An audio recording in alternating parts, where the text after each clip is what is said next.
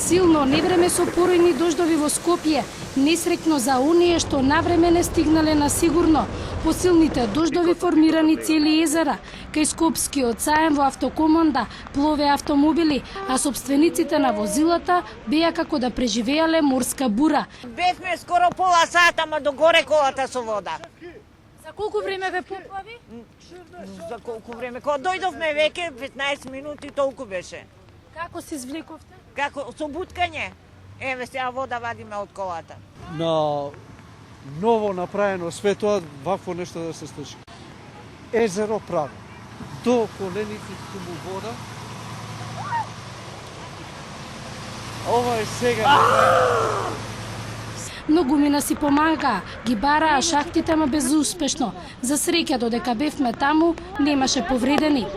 Ова е највисоката точка каде што може да застанете да не го удавите телото во оваа гнасна вода. Но доколку помине автобус, и тоа нема да ве спаси. Шахтата е отворена. Шахтата е отворена.